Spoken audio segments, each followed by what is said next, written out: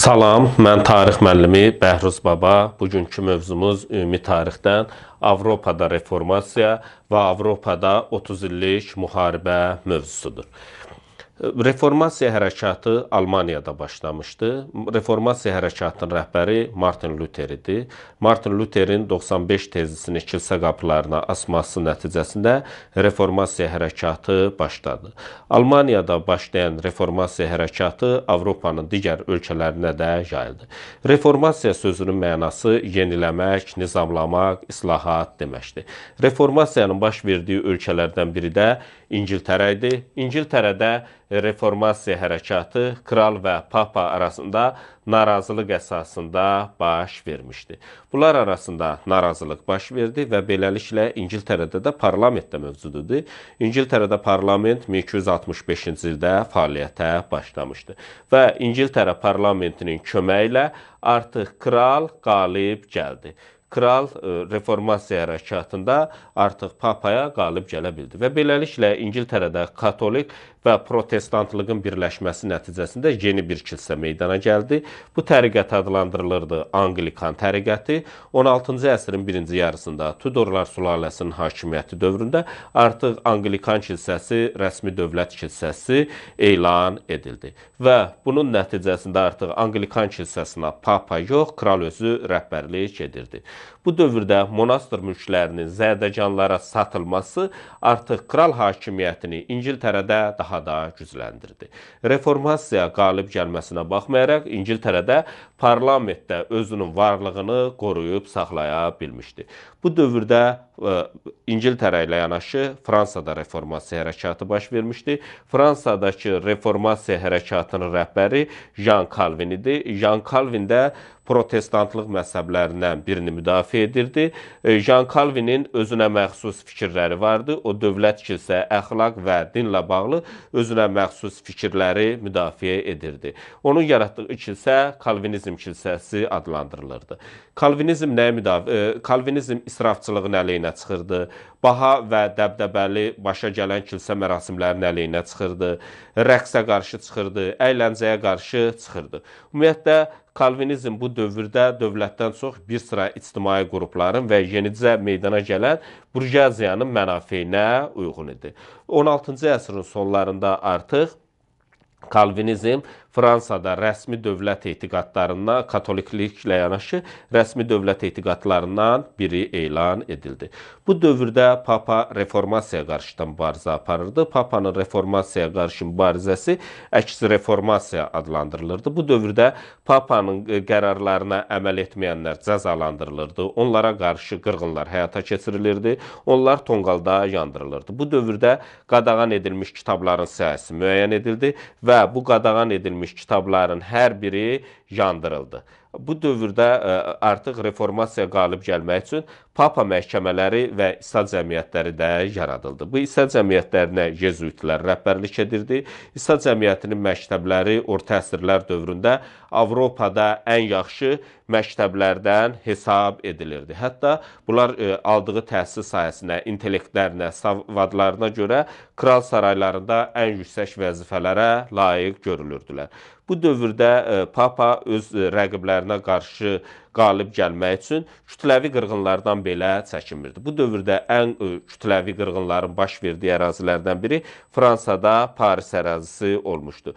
Bu dövrdə Parisdə protestantlara qarşı kütləvi qırğınlar həyata keçirilmişdi. Bu zaman 30 mindən çox insan qətlə yetirilmişdi. Artıq bu hadisə Avropada Varfolomey qırğını adı ilə tarixə daxil olmuşdu. İtaliya və İspaniyada reformasiya hərəkatında Papa qalib gəldi. Ancaq İngiltərə və Fransada baş verən reformasiya hərəkatı kralın qalibiyyəti ilə nəticələndi. İtaliya və İspaniyadakı reformasiya hərəkatı ölkələrin özləri üçün uğursuzluqla nəticələnmişdi.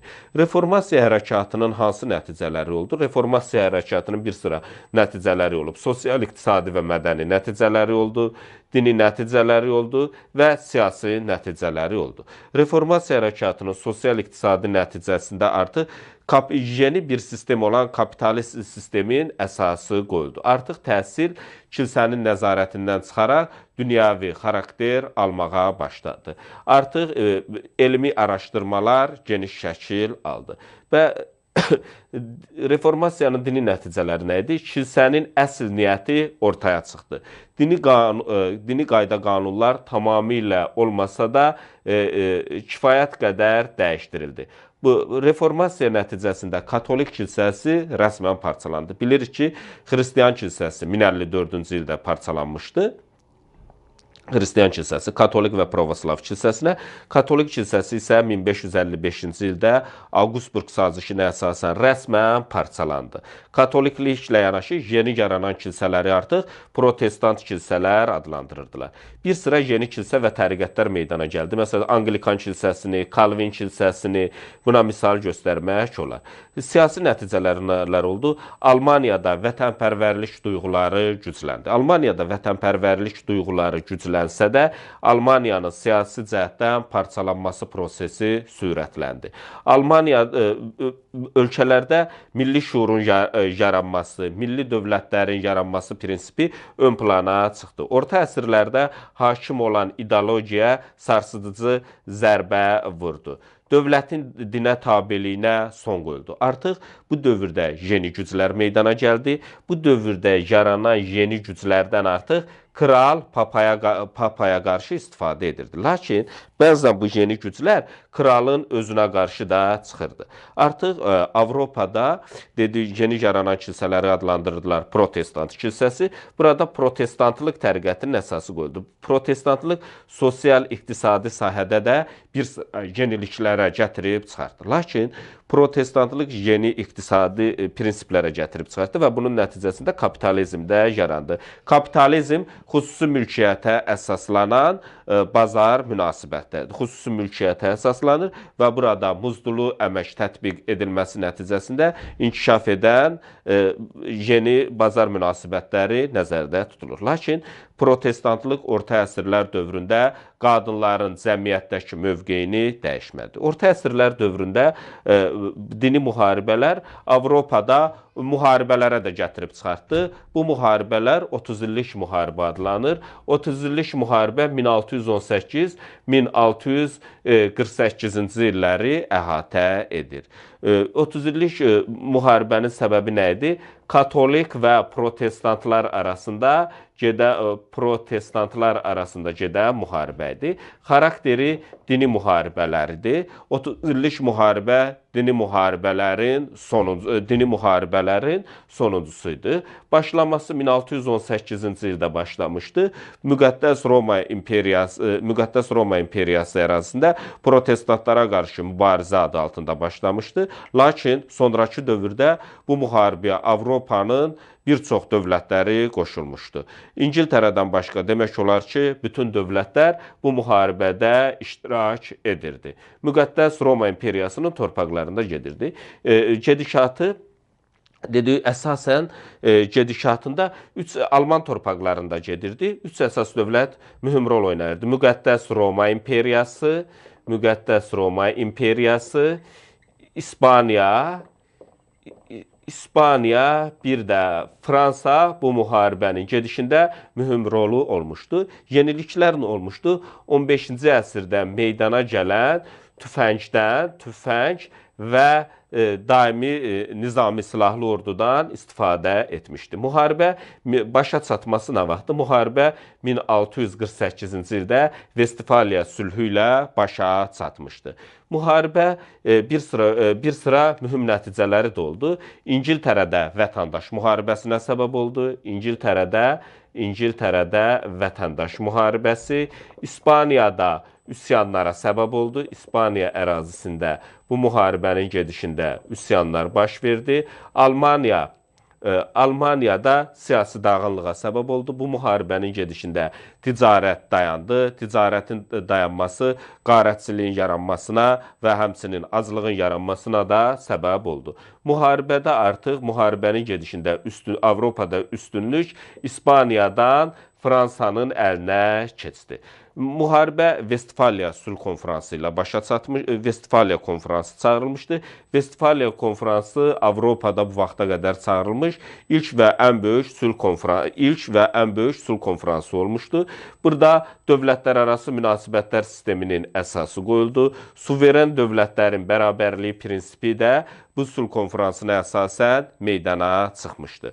Bu müharibə 1648-ci ildə imzalanan Vestfaliya konfransının gedişində imzalanan Vestfaliya sülhü ilə nəticələndi.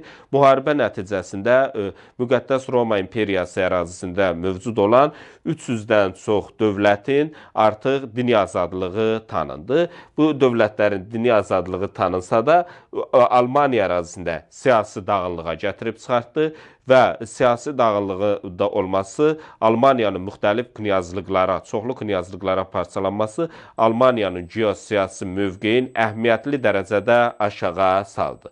Artıq Vestfaliya sülhündə Papanın nüfuzu aşağı düşdü. Artıq Papanın imzasına ehtiyac ilk dəfə olaraq sülh müqavilələrində Papanın imzasına ehtiyac duyulmadı.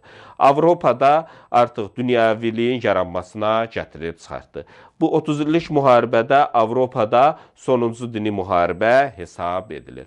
Richelieu Fransada kilsənin kardinalı və Fransanın baş naziri olmuşdu. O katolikliklə yanaşı protestantlığı da müdafiə edirdi. O katolikliklə yanaşı protestantlığı da müdafiə etməsi ilk dəfə olaraq dövlət mənafeyi prinsipinin meydana gəlməsinə çıxartmışdı. Artıq Vestfaliya sülhü nəticəsində artıq Vestfaliya konfransının qərarlarına əsasən dövlətlər bir-birinin daxili işlərinə qarışmamalıdır. Bu da bərabər hüquqlu prinsipin yaradılmasında mühüm rol oynamışdı. Bu dərsimizlə bağlı bu qədər.